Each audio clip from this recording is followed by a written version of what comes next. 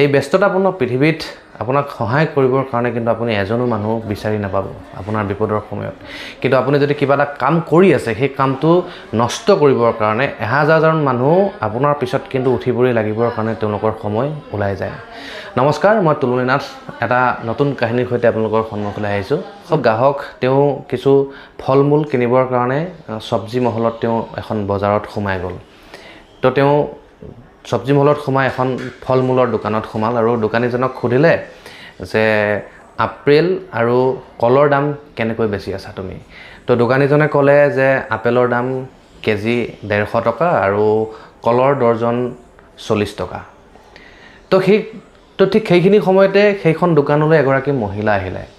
তো মহিলাগৰাকীও ঠিক প্ৰথম গ্ৰাহকজনে যেনেকৈ প্ৰশ্ন কৰিলে তেনেকৈ সুধিলে। দোকানীজনে সেই মহিলাগৰাকীক ক'লে যে আপেলৰ দাম প্ৰতি কেজি 30 টকা আৰু কলৰ মাত্ৰ 5 টকা দৰ্জন। তো দোকানীজনে যেতিয়াই মহিলাগৰাকীক ক'লে, দামটো কোৱাৰ লগে লগে প্ৰথম যিজন গ্ৰাহক আছিলে তেওঁৰ মানে মনে মনে খুব খং উঠিছে। খঙত মানে দোকানীজনক গালি পাৰিবলৈ আৰম্ভ কৰি দিলে। দোকানীজনে কৈছে, অকণমান সময় আপুনি মনে মনে থাকক, মই তেওঁক বিদায় কৰি লওঁ, ফল মূলখিনি দি তেওঁক বিদায় কৰোঁ, তাৰপিছত আপোনাক কৈ আছোঁ। তো মহিলাগৰাকীক দোকানীজনে ফল মূল দিলে। আপেল 1 কেজি ল'লে মহিলাগৰাকী আৰু কল 2 দৰ্জন ল'লে। তো পইচা দিলে। তো মহিলাগৰাকী বৰ আনন্দ মনেৰে মানে দোকানৰ পৰা যোৱা সময়তে তেওঁ মানে ওপৰলৈ চাই পেলাই মানে ভগৱানক কৈছে যে, হে প্ৰভু, বহুত দিনৰ মূৰত আজি মোৰ ল'ৰা ছোৱালীহালে ফল মূল খাব, সেইবুলি কৈ গুচি গ'ল মহিলাগৰাকী। তাৰ পাছত মানে সেই প্ৰথম গ্ৰাহকজনে দোকানীজনক মানে গালি পাৰিবৰ কাৰণে আৰম্ভ কৰিলে। তো কোৱাচোন, তে একেখন দোকানতে ভিন ভিন দাম কিয়? পুলিচ মাতিম নেকি?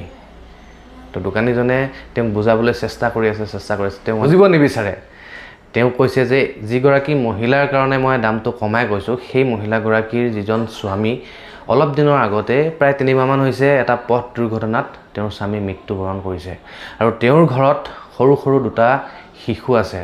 আৰু এই মহিলাগৰাকী সেই শিশু 2টাক প্ৰতিপালন কৰিবৰ কাৰণে তেওঁ গাঁৱৰে বিভিন্ন মানুহৰ ঘৰত গৈ কাৰোবাৰ ঘৰত যদি ঝাৰু দিয়ে, কাৰোবাৰ ঘৰত বাচন বৰ্তন ধুই তেওঁ সেই শিশুকেইটাক দুবেলা দুমুঠি আহাৰ খুৱাই যেনে তেনে জীয়াই আছে। মহিলাগৰাকীক কোনোবাই সহায় কৰিব বিচাৰিলেও তেওঁ বিনা কাৰণত তেওঁ সহায় নলয়। ময়ো বহুতবাৰ চেষ্টা কৰিছিলোঁ, দোকানীজনে কৈছে, আৰু ময়ো বহুতবাৰ চেষ্টা কৰিছিলোঁ যাতে তেওঁ অন্ততঃ শিশুকেইটাক যিকোনো এটা শিশুক পঢ়াৰ খৰচা যদি মই দিব পাৰোঁ তেওঁক কৈছিলোঁ। কিন্তু মোৰ লগতে আৰু আন ব্যক্তিসকলেও কৈছিলে যে কিবা সহায়ৰ যদি প্ৰয়োজন আছে, কিন্তু তেওঁ কোনো কাৰণত বেলেগৰ পৰা সহায় লোৱা নাছিলে, কাৰণ তেওঁ বিনা কাৰণত কাৰোৰ পৰা 1 পইচাও ল'ব বিচৰা নাছিলে। সহায় কৰিবৰ কাৰণে মই এটা সুবিধা বিচাৰিছিলোঁ। গতিকে তেওঁ যেতিয়া মোৰ দোকানলৈ আহে, তেওঁ যেতিয়া ফল ল'ব বিচাৰে, তেতিয়া মই বেলেগতকৈ বহুত কম মূল্যত তেওঁক মানে মই ফল মূল দি মই তেওঁক সহায় কৰোঁ। মই যদি আপেলৰ দাম যদি 150 টকা কোৱা হয়, তেওঁ কিন্তু আপেল নলৈ তেওঁ উভতি যাব লগা হ'ল হয়।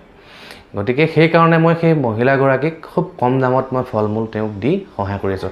আৰু যিহেতু মহিলাগৰাকী মাহটোত হয়তো কেতিয়াবা এবাৰ কেতিয়াবা 2বাৰ আহে, আৰু সেইদিনাখনে কিন্তু মোৰ দোকানত গ্ৰাহকৰ ভিৰ নুগুচা হয়। তেওঁক অকণমান সহায়ৰ কাৰণে ভগৱানে মোক মানে বহুতখিনি সহায় কৰে মোক ভগৱানে।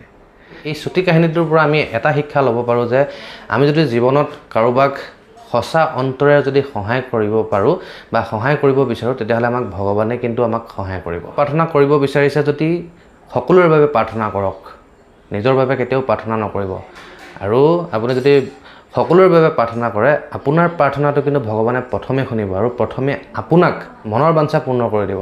যিমানখিনি আপোনাৰ পাব লগা আছিলে, ভগৱানে তাতকৈ 2 বেছি দিব। তো বন্ধুসকল, কাহিনীটো যদি ভাল পাইছে, যিমান পাৰে শ্বেয়াৰ কৰি দিব আৰু মোৰ পেজটো প্লিজ ফ'ল' কৰি ল'ব। তো আজিলৈ ইমানেই, ধন্যবাদ।